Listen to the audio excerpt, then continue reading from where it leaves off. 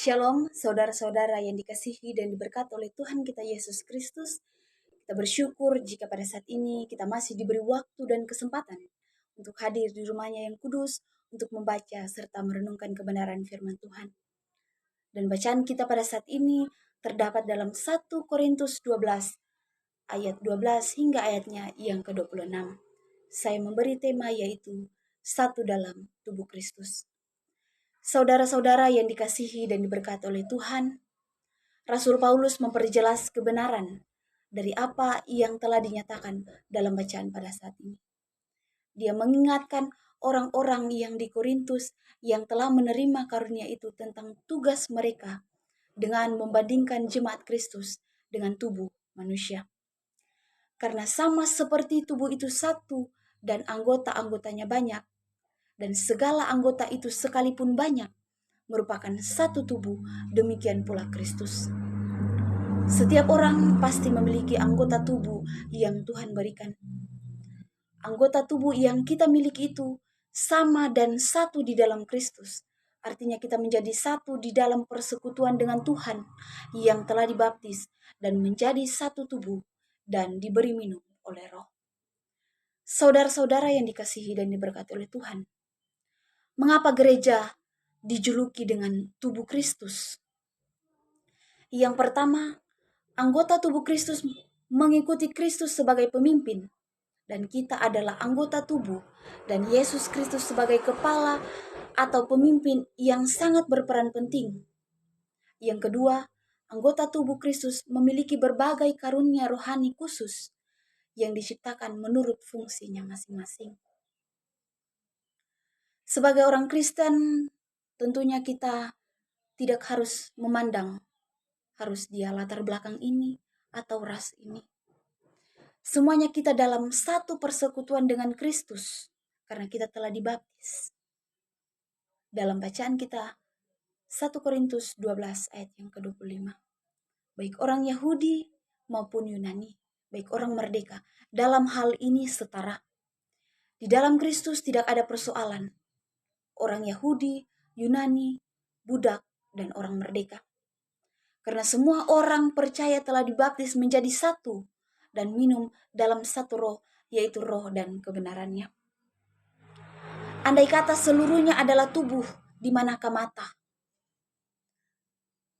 Andai kata seluruhnya adalah telinga, di manakah penciuman? Andai kata semuanya adalah satu anggota, di manakah tubuh? Memang ada banyak anggota, dan karena itulah harus ada perbedaan di antara mereka. Tetapi hanya satu tubuh yang dibentuk dari banyak anggota. Dan di antara banyak anggota itulah pasti ada perbedaan. Yaitu perbedaan keadaan, bentuk, dan sebagainya. Begitu juga dalam tubuh Kristus. Anggota-anggotanya harus memiliki kegunaan berbeda sehingga memiliki kuasa yang berbeda. Akan terlihat aneh jika kita hanya memiliki telinga, tangan, dan mata. Sebab itu harus ada perbedaan, sehingga gereja yang diibaratkan oleh anggota tubuh itu akan menjadi indah dan enak dipandang. Saudara-saudara yang dikasihi Tuhan,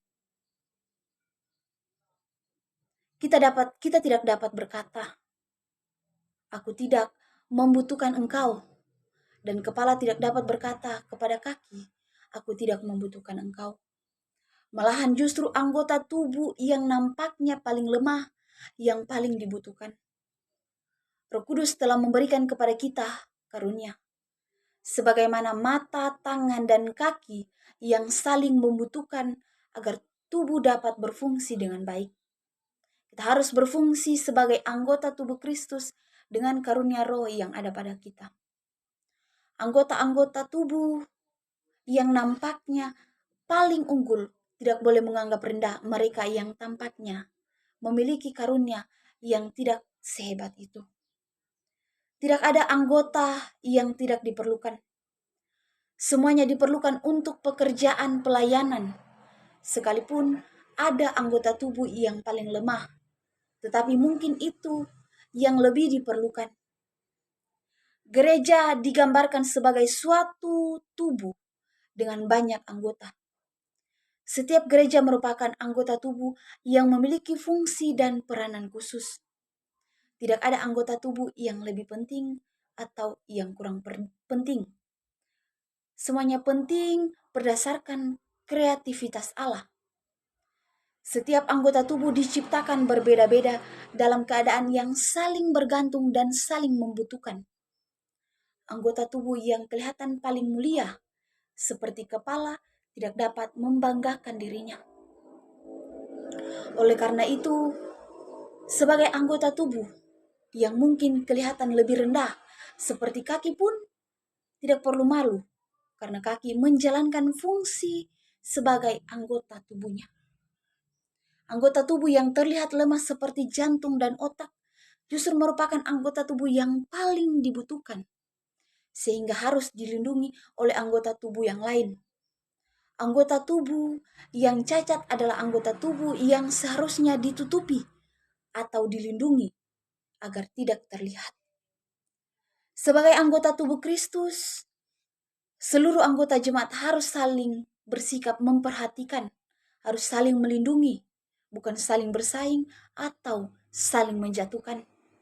Karena itu, jika satu anggota menderita, semua anggota turut menderita. Jika satu anggota dihormati, semua anggota turut bersukacita. Kita adalah anggota tubuh Kristus. Mari kita hidup dalam kasih persaudaraan. Kalau kita bisa melakukan sesuatu, orang lain belum tentu bisa melakukan.